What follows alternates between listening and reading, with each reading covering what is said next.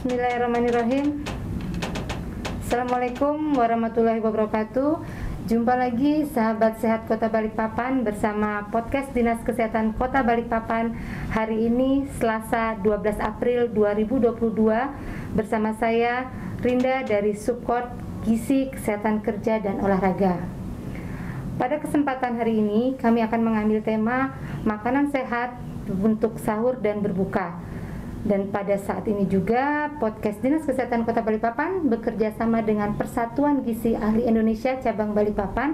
Dan hari ini saya ditemani oleh Mas Sabut Samsun Niam, Sarjana Sains Terapan dari Rumah Sakit Umum Kanujoso Jatiwibowo.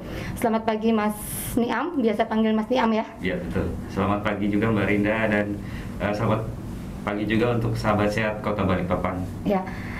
Yang kedua saya juga ditemani dengan Mbak Putri Duyanasari, Sarjana Gizi dari PT Aerofood Indonesia, yang biasa dipanggil Mbak Ute ya. Ya. Selamat pagi Mbak Ute. Selamat pagi Mbak Rinda dan selamat pagi juga sahabat sehat Kota Balikpapan. Ya. Pada hari ini kita akan berbincang-bincang banyak terkait menu sehat saat sahur dan berbuka puasa. Di antaranya kita akan berbincang tentang apa itu makanan sehat, kemudian apa itu makanan yang harus kita makan selama berbuka gitu ya, kemudian gimana dengan cara minumnya, kemudian olahraganya gimana, kemudian juga saat kita mudik mungkin bekal makanan yang bagaimana yang harus kita bawa gitu ya. Baik, kita ketahui bersama bahwa kita alhamdulillah sudah memasuki Ramadan hari ke-10 ya, ini insya Allah hari ke-10, dan kita mempunyai kebiasaan yang agak berbeda dari biasanya. Biasanya kita makan sehari 3 kali, namun selama Ramadan kita hanya makan 2 kali saja pada saat berbuka dan sahur. Nah, menurut Mas Niam nih, apa sih yang disebut dengan makanan sehat dan menu yang bagaimana yang bagus untuk kita sahur atau berbuka puasa? Silakan Mas Niam.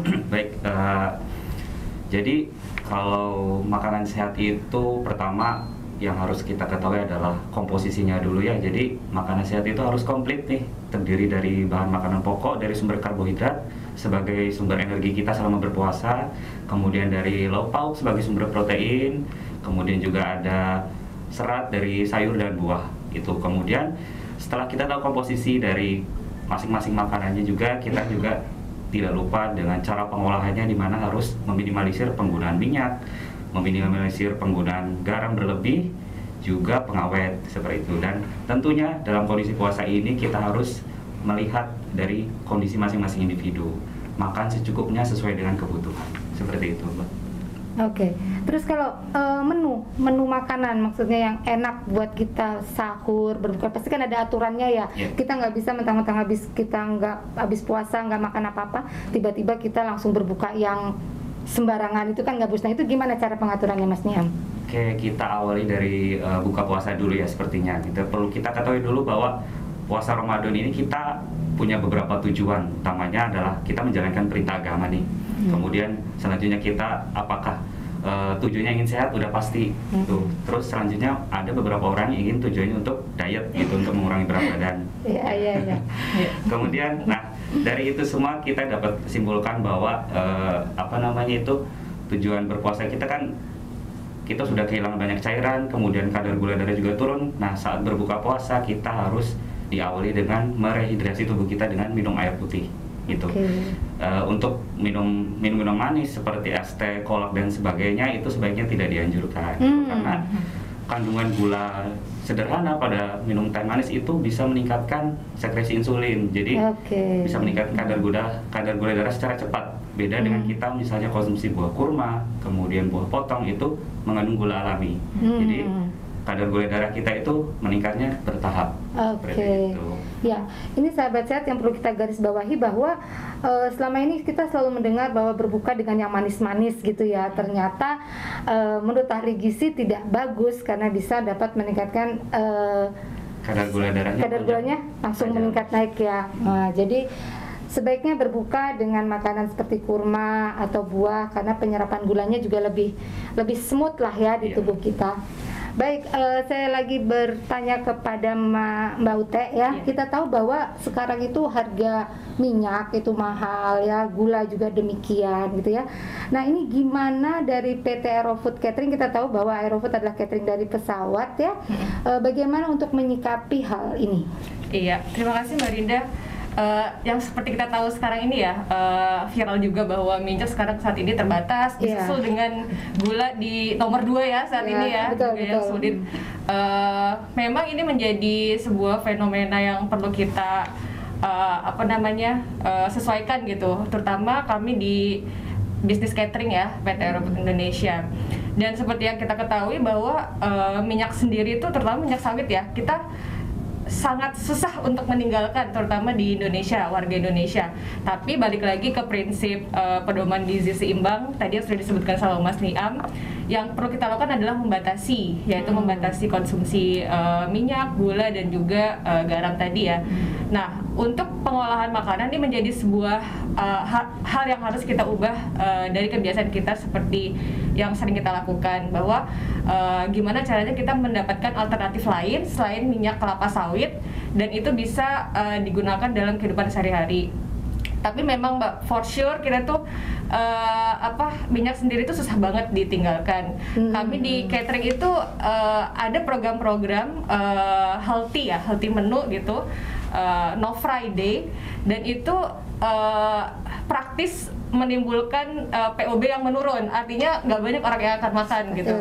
Kita nggak bisa bohong terkait dengan hal itu ya. Jadi memang yang bisa kita lakukan adalah membuat variasi jenis makanan yang lainnya. Saat ini kita ketahui ada beberapa hal yang bisa kita lakukan dari sisi teknik memasak, ada steaming, terus kita bisa menumis ya, menguranginya, terus juga kita juga sekarang itu Mbak, untuk minyak sendiri sebenarnya kan ada berbagai macam minyak ya, semua tumbuhan dari hewani juga bisa menghasilkan minyak gitu.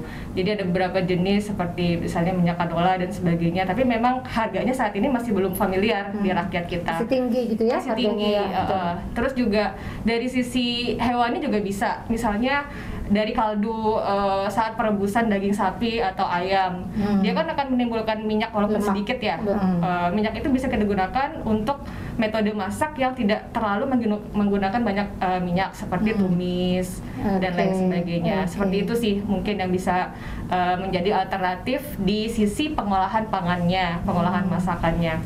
Tapi memang yang perlu kita garis bawahi, di momen sekarang ini saatnya kita mengubah kebiasaan itu ya menjadi kebiasaan yang lebih sehat gitu. Jadi coba kita batasi penggunaan minyak goreng menjadi lebih sedikit dari biasanya. Ini harus kita sama-sama gerak sepertinya seperti itu gitu. Jadi memang pola pikir kita dan juga kebiasaan kita yang harus diubah seperti itu. Oke, seperti yang tadi Mas Niam bilang bahwa memang pembatasan penggunaan minyak, kemudian juga gula gitu ya. Itu sejauh mana sih kita harus membatasinya itu? Oke, untuk pembatasan seperti gula, minyak, garam itu kan sudah ada pedomannya ya, sesuai dengan anjuran pemerintah, anjuran Kemenkes.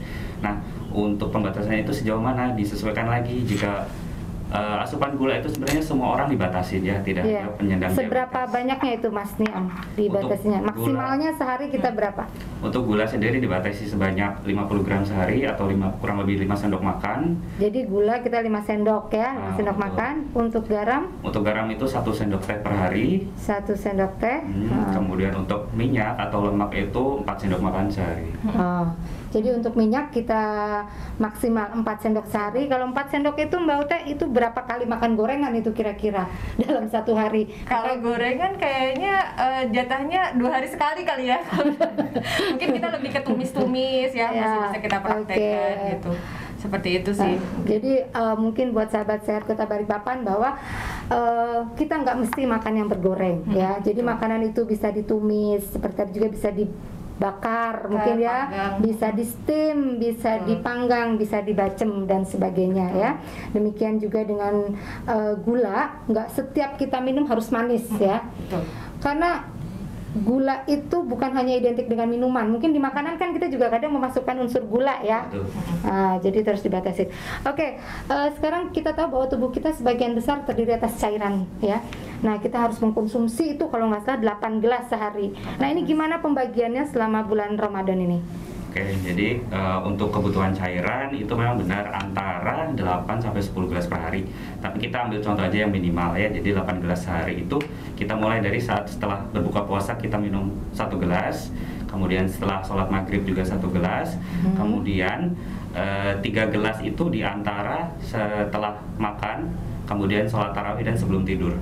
Nah, 3 gelas sisanya adalah saat sahur, yaitu saat bangun tidur, kemudian setelah makan sahur, kemudian menjelang imsak gitu. Jadi 8 gelas sehari itu sudah mencukupi kebutuhan cairan sahabat sehat Kota Balikpapan semua. Oke, jadi meskipun puasa, meskipun bulan Ramadan, kecukupan air kita nggak boleh kurang ya. Betul, harus tetap 8 jam.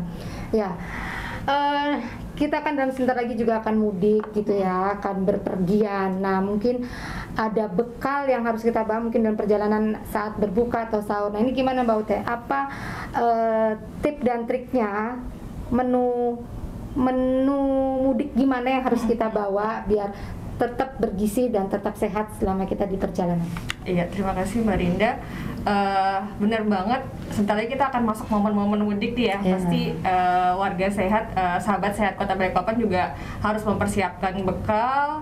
Bukan hanya oleh-oleh nih yang harus kita siapin, tapi bekal perjalanan juga perlu kita siapkan. Walaupun moda transportasi saat ini juga lumayan banyak ya, tapi tetap ada kan orang yang menggunakan darat gitu ya, kapal yang membutuhkan durasi perjalanan yang cukup panjang. Yang pasti terkait pemenuhan gizi tetap pada prinsipnya sama dengan pedoman gizi seimbang, bahwa tetap harus ada karbohidrat, protein, sayur dan buah, air minum juga harus cukup dan sebagainya. Namun yang perlu kita pertimbangkan adalah bagaimana teknik pengolahan yang bisa membuat makanan itu menjadi lebih awet dari biasanya. Gitu. Nah, banyak yang sudah kita lakukan dari zaman nenek moyang ya sepertinya ya.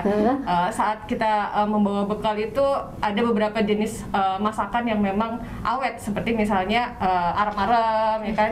Mungkin dari ada gizi juga itu ya. Sudah ada karbohidratnya, udah ada proteinnya gitu.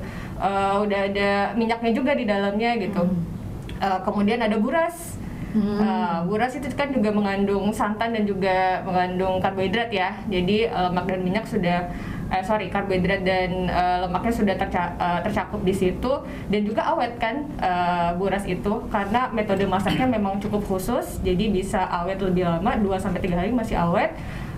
Mungkin nanti ditambah dengan protein hewani, misalnya rendang itu juga cukup awet. Mungkin dari ikan ada teri goreng kayak gitu ya, sambal goreng teri kayak gitu. Dan juga untuk seratnya nih yang mungkin agak ini ya, susah ya. Mungkin kalau dari sisi sayuran yang disarankan adalah cara pembersihannya. Jadi misalnya ingin membawa sayuran, disarankan itu yang segar, tapi sudah dibersihkan, nanti diurep menggunakan wadah yang bersih dan tertutup. Tapi memang tidak akan lebih lama dibandingkan yang sudah dimasak kan, seperti itu.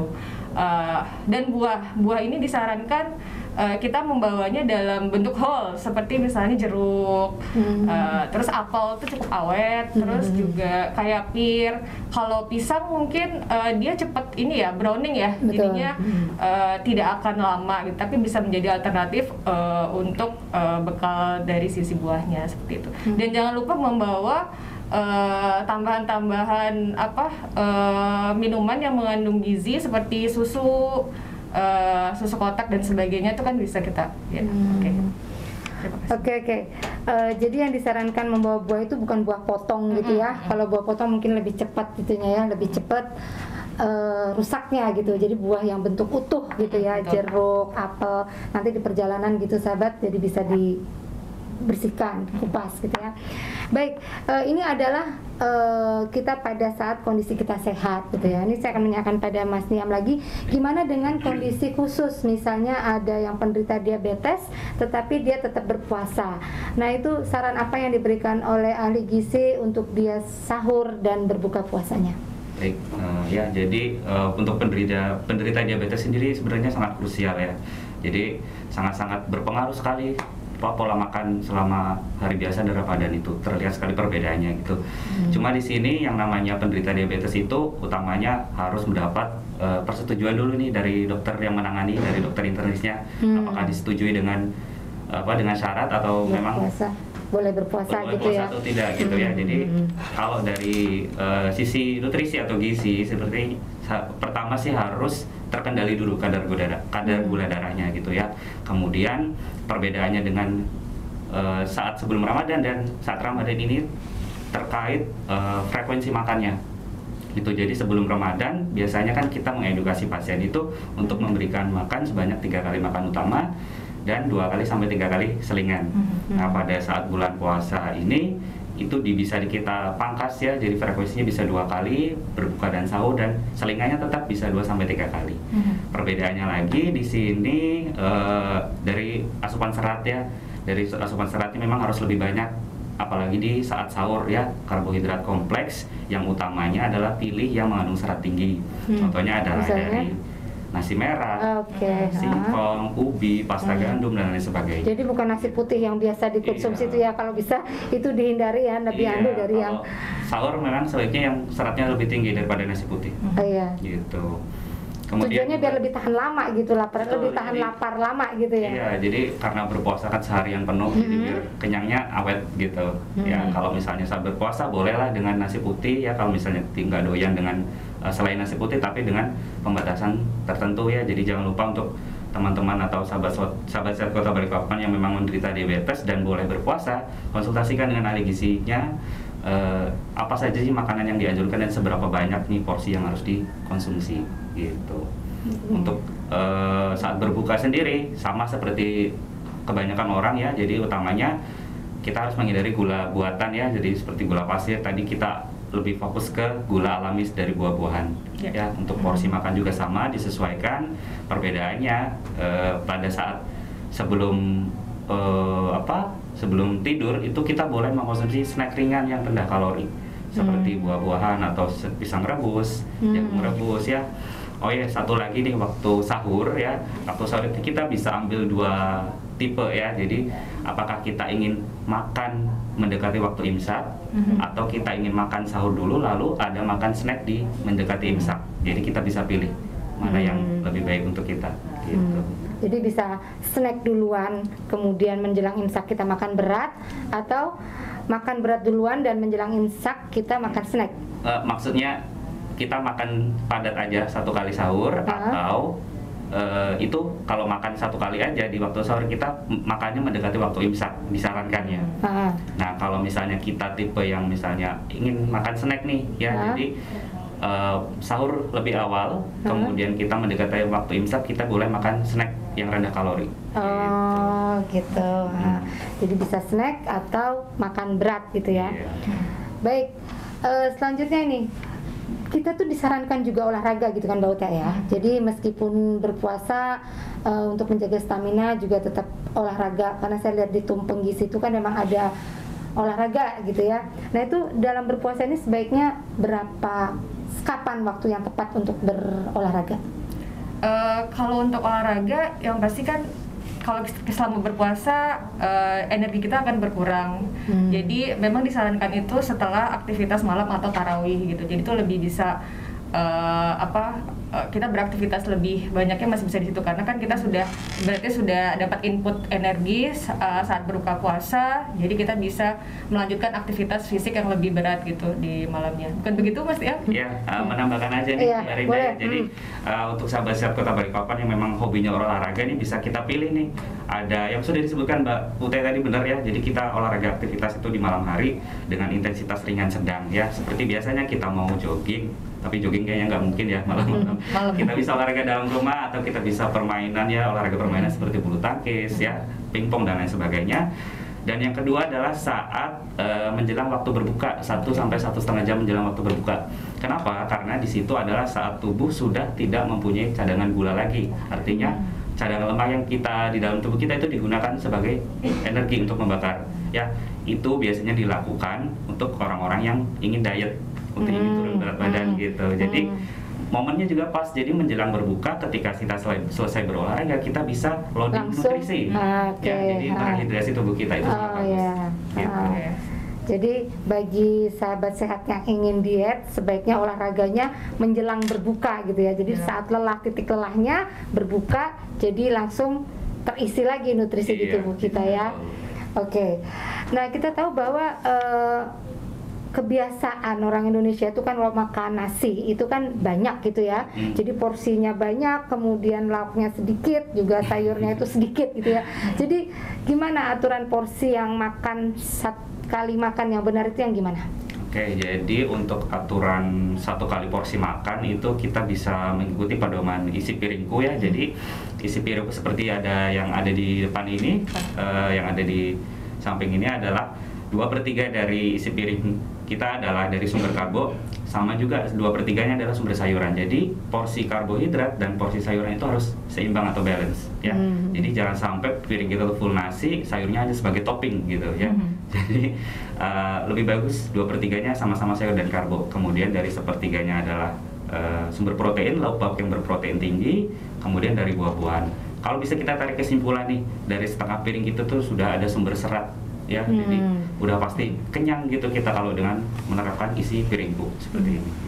Gimana Mbak Uta dengan yang di catering sendiri? Apakah sudah menerapkan isi piringku ini untuk porsi-porsi lauknya?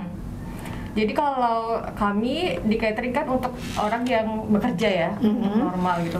Memang betul kata Mas Niam tadi dan Mbak Rinda bahwa orang Indonesia, orang kita di warga sahabat sehat Balikpapan ini ya, kebanyakan memang paling banyak itu porsinya adalah nasi, dan memang itu yang menjadi harapan customer kami saat ini gitu. Jadi tapi memang ada beberapa customer yang membatasi jumlah kalori di setiap sajian makanannya. Jadi emang sudah dihitung kebutuhannya seperti apa dan itu diimplementasikan dalam bentuk menunya. Jadi yang kita mainkan kebanyakan sih saat ini di dessertnya gitu. Tambahan ekstra buahnya, ekstra puding dan sebagainya, dan juga memang sama di sayurnya gitu. Jadi kalau pekerjaannya memang pada suka makan nasi Mbak gitu. Iya, sama gorengan. Nasi itu adalah kalori, mereka masih berprinsip itu ya. Betul. Sehingga kadang-kadang konsumsi seratnya sendiri kurang. Belum makan kalau belum makan nasi. Betul. Gitu. Tapi memang ini sih Mbak, yang saya lihat ada beberapa kondisi di mana itu muncul dari kesadaran gitu. Kayak catering ini kan kita menerima masukan dan keinginan dari customer gitu. Ada yang memang khusus memilih menu atau mengorder menu sehat. Makanya kami pun juga ada jenis-jenis menu, healthy menu, terus special menu, western menu dan sebagainya untuk orang-orang yang memang sudah mengurangi minyak gitu dalam konsumsinya setiap hari gitu. Tapi secara umum memang kebanyakan seperti itu tadi ya kondisi kita. Oke, kalau kita lihat sekarang isi piringku yang jumlah nasi 1/3, kemudian jumlah sayur 1/3, kemudian 1/3 selanjutnya dibagi 2 ya, lauk dan buah. Nah itu apa bedanya dengan slogan yang sudah lama sebetulnya, 4 sehat 5 sempurna itu sebetulnya udah slogan udah jadul, udah basi gitu ya. Tapi kenapa masih itu yang terngiang gitu ya? Nah, coba Mas Diam dijelasin apa yang bedanya dengan 4 sehat 5 sempurna itu. Oke, untuk sahabat sehat Kota Balikpapan juga ini sebagai informasi ya. Jadi di tahun 2022 ini sebenarnya masih banyak gitu yang sulit membedakan atau masih menggunakan slogan 4 sehat 5 sempurna. Padahal itu sudah slogan lama gitu ya. Kenapa gitu? Karena 4 sehat 5 sempurna itu hanya menekankan pada masing-masing sumber zat gizi saja. Kita dianjurkan makan sumber karbo, protein, sayur dan buah, lalu disempurnakan dengan susu. Nah, tidak ada anjuran untuk seberapa banyak, kemudian tidak ada anjuran variasi makanan gitu. Nah, kemudian juga tidak ada anjuran berolahraga sehingga peningkatan berat badan atau kasus-kasus kelebihan berat badan itu sangat banyak gitu. Jadi kemudian bedanya dengan pedoman umum gizi seimbang adalah dari pedoman umum gizi seimbang kita dianjurkan untuk memvariasikan dari sumber karbohidrat ya, kemudian melakukan aktivitas fisik atau olahraga secara teratur gitu. Kemudian juga kita minum air putih, kemudian biasakan sarapan pagi. Itu jadi bedanya seperti itu, jadi sangat-sangat beda sekali gitu ya. Jadi sebenarnya udah nggak berlaku itu 4 sehat 5 sempurna itu ya. Apalagi di situ disebutkan susu, penyempurnanya susu. Iya. Kita tahu bahwa susu itu bukan penyempurna, atau susu itu hanya salah satu sumber protein. Sementara sumber protein yang lain adalah ada banyak. telur, ada daging, ada ayam, ada ikan gitu ya, yang mungkin merupakan kearifan lokal kita. Iya. Kayaknya ada pertanyaan, Mbak. Oh, ada pertanyaan? Iya. Dari Dewi Sulismawaru, apakah kelebihan gula atau konsumsi makanan dan minuman manis saat berbuka puasa bisa menyebabkan kenaikan badan yang lebih saat setelah Lebaran? Ayo, ini mungkin dijawab dulu oleh Mas Niam tadi ya, karena saya tanya tentang gula. Silakan Mas Niam. Jadi apakah kelebihan gula ya atau konsumsi makan minuman manis saat berbuka puasa bisa memberikan kelebihan berat badan ya? Bisa sekali ya. Jadi perlu diketahui gula di sini ada 2 jenis, yaitu gula sederhana dan gula kompleks ya, atau bisa kita sebut karbo sederhana dan karbo kompleks ya. Ketika kita konsumsi gula berlebih itu biasanya saat tubuh kita itu membakar ya, karena tubuh kita itu membakar kalori itu pertama dari asupan gula. Ketika kita mengkonsumsi asupan gula berlebih dan kalorinya tidak dibakar sepenuhnya, maka sisanya akan tersimpan di dalam tubuh sehingga bisa meningkatkan, salah satunya ada kadar trigliserida, itu juga bisa, kemudian penumpukan lemak di perut dan bagian-bagian tertentu gitu. Jadi lemak bukan hanya lemak yang jahat, tapi di satu sisi gula juga kita harus batasin gitu ya. Oke. Jadi yang ditanyakan tadi pada Mbak Dewi Sulistiawati ya, apakah kelebihan gula konsumsi makan minuman manis saat berbuka puasa bisa menyebabkan kenaikan berat badan? Itu jawabannya adalah bisa banget ya Mbak ya. Makanya tadi disarankan, disebutkan juga bahwa untuk berbuka puasa menu yang terbaik adalah dari buah-buahan atau kemudian juga dari kurma ya, seperti sunnah Rasulullah. Baik, tidak terasa sudah hampir 30 menit kita berbincang-bincang di podcast Dinas Kesehatan Balikpapan. Mungkin sekarang closing statement dari Mbak Ute dulu mungkin. Iya. Sahabat sehat Kota Balikpapan, jangan lupa untuk selalu mengontrol makanan saat berbuka puasa dan juga sahur. Dan yang terpenting adalah proses sebelumnya, bahwa di proses sebelum jadi makanan ada proses yang juga harus kita perhatikan gitu, supaya makanannya tidak hanya enak tapi juga sehat dan juga mengandung gizi buat tubuh kita gitu. Oke, terima kasih. Selanjutnya closing statement dari Mas Niam. Baik, untuk sahabat sehat Kota Balikpapan, pesan saya adalah jika kesehatan adalah yang utama, maka menerapkan gizi seimbang adalah kunci utamanya. Itu barunya. Oke, ya. Demikian tadi ya. Jadi ternyata memang gizi seimbang itu sangat dibutuhkan oleh tubuh kita agar kita selalu sehat dan tetap menggunakan pedoman gizi seimbang dalam menu sehat untuk sahur dan buka puasa ya. Demikian podcast Dinas Kesehatan Kota Balikpapan pada hari ini. Jangan lupa like, subscribe, dan share, serta tonton terus podcast Dinas Kesehatan Kota Balikpapan. Demikian, wabillahi taufiq wal hidayah. Assalamualaikum warahmatullahi wabarakatuh. Waalaikumsalam warahmatullahi wabarakatuh. Dadah.